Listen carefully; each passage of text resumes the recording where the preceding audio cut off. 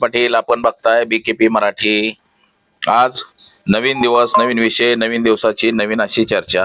आज चर्चा घेऊन आलोय म्हणजे बघा, 2026 मध्ये पश्चिम बंगालच्या निवडणुका झाल्या. या निवडणुकीमध्ये भारतीय जनता पक्षानं 206 आमदार निवडून आणले, तर ममता बॅनर्जीचे अवघे 80 आले आणि काँग्रेस आणि डाव्यांच्या आघाडीला काय 8-10 जागा मिळाल्या. आता हे सगळं असताना केंद्रात भाजपचं सरकार आहे, राज्यांमध्ये म्हणजे 21 राज्यांमध्ये भाजपचं सरकार आहे, केंद्रामध्ये भाजपचं सरकार आहे. तरी सुद्धा महाराष्ट्रामध्ये जसं उद्धव ठाकरे यांची शिवसेना फोडली, आता एकनाथ शिंदेची शिवसेना फोडायच्या बेतात आहेत, तर तसंच पश्चिम बंगालमध्ये ममता बॅनर्जीच्या पक्षात सुद्धा दुफळी केलेली आहे. म्हणजे इथं महाराष्ट्रामध्ये शरद पवारांची राष्ट्रवादी फोडली, एक उद्धव ठाकरे यांची शिवसेना फोडली, त्यातले निमे आमदार निमे खासदाराच्या वरती एकनाथ शिंदेच्या मागे लावले. आता तसंच काहीसं TMC मध्ये केलंय. ममता बॅनर्जीच्या पक्षामध्ये ममता बॅनर्जीचे आमदार फोडले गेलेले आहेत. 50 आमदाराच्या वरती आमदार हे भारतीय जनता पक्षाच्या सोबत जायला तयार आहेत, तर 22 खासदार हे सुद्धा ममता बॅनर्जीला सोडून जाताना आपल्याला दिसते. आता ही परिस्थिती अशीच महाराष्ट्रामध्ये सुद्धा राबली जाणार आहे. तिकडं बिहारमध्ये सुद्धा असंच राबलं जाणार आहे. हैदराबादमध्ये सुद्धा राबलं जाणार आहे. जे तिथं बिहारमध्ये नितीश कुमार आहेत, हैदराबाद मध्ये तिकडं नायडू आहेत तिथं. तसंच महाराष्ट्रामध्ये सुद्धा एकनाथ शिंदेच्या शिवसेनेमध्ये असंच भागदाड पडणार आहे, असंच काहीच सांगितलं जातंय. तिथं सुद्धा अशीच परिस्थिती होईल हेही सांगितलं जातंय.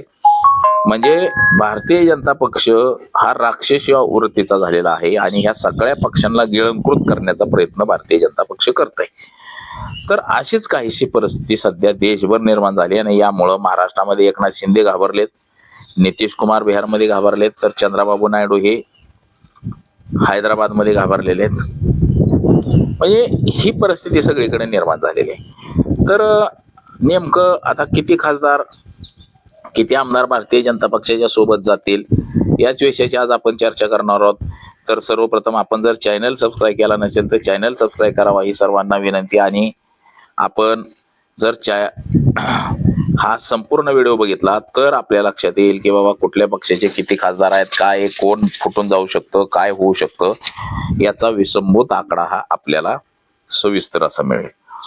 तर चॅनल सुद्धा सबस्क्राईब करा मग अशी सांगितल्याप्रमाणे. चला चर्चेला सुरुवात करूया. देशामध्ये 2014ला भारतीय जनता पक्षाचं सरकार आलं, नरेंद्र मोदी देशाचे पंतप्रधान झाले, अमित शहा हे नंतरच्या काळामध्ये केंद्राचे गृहमंत्री झाले. आता भाजपचं सरकार आल्यानंतर सुद्धा यांना चैन नाही पडली. सगळे काँग्रेसचे नेते मोठे मोठे फोडले, भाजपमध्ये नेले, सगळे मीडियावाले फोडले, भाजप सोबत घेतले. 7 खासदार हे मीडियाचे बनवलेले आहेत, मोठे मोठे जे चॅनल्स आहेत त्यांचे मालक 7 जण देशाचे खासदार बनवलेले आहेत. आणि जे काँग्रेसमध्ये मोठे मोठे लीडर होते त्या सगळ्यांना भारतीय जनता पक्षामध्ये घेतले. म्हणजे आजचा जो भारतीय जनता पक्ष आहे हा 90% काँग्रेसवासी झालेला आहे, काँग्रेस पक्षाचाच आहे असंही आपल्याला एकंदरीत दिसतंय. तर सध्या आपण महाराष्ट्राचं उदाहरण बघू. महाराष्ट्रामध्ये 2022 साली उद्धव ठाकरे हे महाराष्ट्राचे मुख्यमंत्री होते आणि त्यांची शिवसेना एकनाथ शिंदेला सोबत घेऊन फोडली. आणि ती अशी फोडली की 45च्या 50 आमदार आणि काही खासदार घेऊन ते पसार झाले, गुवाहाटीला गेले, मुक्कामी राहिले, माघारी आले, मुख्यमंत्री झाले. 2024ला पुन्हा त्यांना मुख्यमंत्री पदावरून बाजूला काढलं आणि आता हळूहळू एकनाथ शिंदेची शिवसेना फोडण्याच्या बेतात आहे. असंच काहीसं आता ममता बॅनर्जी यांच्याबाबत सुद्धा सध्याचं सुरू आहे. ममता बॅनर्जी यांनी जर काँग्रेस पक्षाची आघाडी केली असती पश्चिम बंगालमध्ये तर ममता बॅनर्जीचं सरकारच तिथं आलं असतं. ममता बॅनर्जीचे जे उमेदवार पडले ते अवघ्या 500 मतांनी, 700 मतांनी, 1000 मतांनी, 2000 मतांनी, 5000 मतांनी, 10,000 मताच्या आतमध्ये सगळे पडले. आणि काँग्रेस आणि तिथं जी आघाडी होती त्यांचे मात्र 8-10 उमेदवार निवडून आले, परंतु इतर ठिकाणी सुद्धा त्यांनी कुठं 10,000 मतं घेतली, कुठं 5,000 घेतली, कुठं 20,000 घेतली, कुठं 2 नंबरला राहिले. अशा पद्धतीचं तिथं काँग्रेसचं सुद्धा झालं. आणि तो काँग्रेस जर ह्यांच्या सोबत असता ममता बॅनर्जी सोबत, तर ममता बॅनर्जीची मात्र सत्ता पश्चिम बंगालमधून गेली नसती. आज ममता बॅनर्जीची सत्ता गेली, तिथं शुवेंदू अधिकारी हे मुख्यमंत्री झाले. कधी काळी ममता बॅनर्जी सोबतच होते, ते भ्रष्टाचारामध्ये गावला आणि नरेंद्र मोदींनी टीका टिप्पणी केली. त्यानंतर त्यांना पुन्हा भाजपमध्ये संधी दिली आणि भाजपनं त्यांना मुख्यमंत्री केले. आज रोजी आता असं झालंय की या निवडणुकीमध्ये म्हणजे 2026ला जी आता विधानसभेची पश्चिम बंगालमधली निवडणूक झाली, यामध्ये ममता बॅनर्जीच्या पक्षाला अवघे 80 जागा निवडून आल्या. म्हणजे 80 आमदार निवडून आले. त्यांचे 29 खासदार सुद्धा निवडून आलेले आहेत ममता बॅनर्जीचे. आता या 80 आमदार आणि भारतीय जनता पक्षाचे 206 आमदार निवडून आलेले आहेत. आता एवढं जरी असलं तरी भारतीय जनता पक्षानं हा ममता बॅनर्जीचा टीएमसी पक्षच अख्खा फोडलेला आहे. आता हा पक्ष फोडला आणि तिथं ममता बॅनर्जीचाच जवळचा माणूस त्या पक्षाचा अध्यक्ष करायचं ठरवलं, बॅनर्जीच. आता त्याच्या सोबत जवळपास 56 आमदार हे त्याच्या सोबत गेले आणि 22 खासदार ते सोबत गेले आणि ते भारतीय जनता पक्षाला पाठिंबा देणार आहेत असं सांगण्यात येते. म्हणजे जसं महाराष्ट्रामध्ये उद्धव ठाकरेची शिवसेना फोडली, ती शिवसेना फोडली, एकनाथ शिंदेच्या ताब्यात दिली आणि एकनाथ शिंदेनं भारतीय जनता पक्षाला समर्थन दिलं. असेच काहीच आता प्रयत्न पश्चिम बंगालमध्ये सुरू आहे आणि ममता बॅनर्जी हिला बेजार करून टाकलेला आहे भारतीय जनता पक्षानं.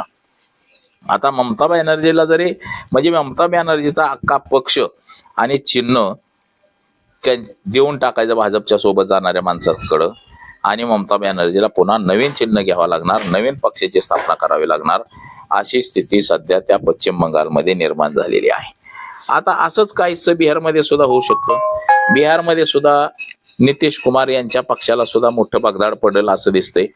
तिथं मुख्यमंत्री म्हणून भारतीय जनता पक्षाचा झाला, मुख्यमंत्री सम्राट चौधरी भारतीय जनता पक्षाचं झालं आणि नितीश कुमार यांचा मुलगा याला आरोग्यमंत्री बनवण्यात आलं. त्याला मुख्यमंत्री बनवण्यात आलं नाही, उपमुख्यमंत्री बनवण्यात आलेलं नाही, आरोग्यमंत्री बनवण्यात आलं आणि काही ना मंत्री केलं. म्हणजे अख्खी तिथली सत्ता, गृह विभाग असेल, सगळं हे भारतीय जनता पक्षाच्या ताब्यात गेलेला आहे. अशीच काहीशी परिस्थिती आता चंद्रबाबू नायडू यांच्या हैदराबादमध्ये सुद्धा होऊ शकते. आता हैदराबादमध्ये सुद्धा चंद्रबाबू नायडूला सुद्धा घाबरलेले आहेत की बाबा उद्या हे भारतीय जनता पक्ष आपली सुद्धा सत्ता घालवल. आता जे टीएमसी बाबतीत जे केलं पश्चिम बंगालमध्ये, जे भारतीय जनता पक्षाने केलं, त्याचा परिणाम मात्र देशभर सगळीकडे झालेला आहे. जे विरोधातले जे नेते आहेत, विरोधी पक्षाचे जे नेते आहेत, या सगळ्यांच्या लक्षात आलेलं आहे की भाजप उद्या आपला सुद्धा काटा काढायला कमी जास्त बघणार नाही, मागं पुढं बघणार नाही. त्याच्यामुळे हे सगळे सावध झाले. आता नुसतं सावध होऊन तरी काय चालणार आहे का? हे सगळे भारतीय जनता पक्षासोबतच आहेत, भारतीय जनता पक्षासोबत आहेत आणि नुसतं सावध होऊन त्याचा काहीही उपयोग नाही. उद्या भारतीय जनता पक्ष ह्या सगळ्यांचा सुपडा साफच करणार आहे. आता महाराष्ट्राकडे जरी आपण आलो, महाराष्ट्रामध्ये सुद्धा हीच परिस्थिती झालेली आहे. महाराष्ट्रामध्ये आता एकनाथ शिंदे, अजित पवार आणि भारतीय जनता पक्ष अशी सत्ता आहे. आता अजित पवारचा मृत्यू झाला, त्याची केस सुद्धा बारामती पोलीस स्टेशनला घेतली नाही ना, महाराष्ट्रात कुठल्या पोलीस स्टेशनला घेऊ दिली नाही ही भारतीय जनता पक्षानं. आता एकनाथ शिंदेची सुद्धा शिवसेना आहे. आता सुनेत्रा पवार आहेत उपमुख्यमंत्री, एकनाथ शिंदे उपमुख्यमंत्री आहेत, पण हे दोन्ही नामधारी उपमुख्यमंत्री आहेत. छो कुत्र्या का नोब म्हणल्यावर ह्या दोघांचं काम झालेलं आहे. म्हणजे सगळीच्या सगळी सत्ता ही देवेंद्र फडणवीस यांच्या हाती आहे. त्याच्यामुळे ह्या दोघांचं काहीही चलत नाही, इथं काहीही संबंध या दोघांचा नाही, नुसते सांगकामी हे दोन्ही बसवलेले आहेत. आता इथं सुद्धा एकनाथ शिंदे यांची शिवसेना फोडणं व अजित पवारांची राष्ट्रवादी फोडणं असं सध्या आता सुरुवात झालेलं आहे. एकनाथ शिंदेच्या शिवसेनेतून जवळपास 57 आमदारांपैकी 40-45 आमदार हे भारतीय जनता पक्षामध्ये जायला तयार आहेत. तर जे 7 खासदार आहेत त्यापैकी 5 खासदार हे भारतीय जनता पक्षाच्या विचाराचे आहेत आणि त्यामध्ये जायला ते तयार आहेत. म्हणजे याचा अर्थ असा आहे की पश्चिम बंगालमध्ये जे प्रकरण घडलंय, या प्रकरणावरनं आता महाराष्ट्रात सुद्धा दुचका एकनाथ शिंदेंना बसलेला आहे की आपले सुद्धा शिवसेना हे भाजप फोडून टाकल, आपल्याला सुद्धा अडचणीत आणण्याचं काम हे भाजप करल, असं एकनाथ शिंदेंना सुद्धा आता झालेलं आहे. आणि ते तितकं खरं आहे, भाजप ही करू शकतं सगळ्या गोष्टी. म्हणजे चंद्राबाबू नायडू तिकडे नाराज झालेले, त्यांना वाटतंय की आपल्याला भाजप संपवल. नितीश कुमारांना तर ऑलरेडी संपवलेलंच आहे, फक्त घोषणा बाकी आहे. तसंच एकनाथ शिंदेला सुद्धा वाटायला लागलेला आहे की हे भारतीय जनता पक्ष आपल्याला संपवून टाकन, आपलं सगळं आपल्याला नेस्तनाबूत करून टाकन, असं एकनाथ शिंदेना सुद्धा वाटायला लागलेलं आहे. जसं आता टीएमसीच्या बाबतीत झालेलं आहे. महाराष्ट्रामध्ये एकनाथ शिंदेकडून उद्धव ठाकरेचा कार्यक्रम करून घेतला, तर अजित पवारांकडून शरद पवारांचा राष्ट्रवादी सगळी फोडून तोडून टाकली. असंच काहीच आता महाराष्ट्रामध्ये उदय सामंत यांच्या रूपानं एकनाथ शिंदेची सुद्धा शिवसेना फोडून टाकली जाईल. आता यामुळं हे 2-4 नेते चांगले घाबरून गेलेले आहेत. म्हणजे भाजप ज्याला जवळ घेतं त्याला फार नेस्तनाबूत करून टाकतं, त्याला संपवून टाकतं, त्याचं वाटोळं करून टाकतं, हेही तितकंच खरं आहे. तर बघा, पश्चिम बंगालमध्ये जे घडतंय त्याचा बोध मात्र महाराष्ट्र आणि बिहार आणि चंद्राबाबू नायडू हे घेणार का, हे सुद्धा पाहणं गरजेचं आहे. तर आज एवढंच. माझा सहकारी कॅमेरामन अनिकेत सर, मी भीमराव कडाळे पाटील, BKP 24 मराठी, इंदापूर, पुणे.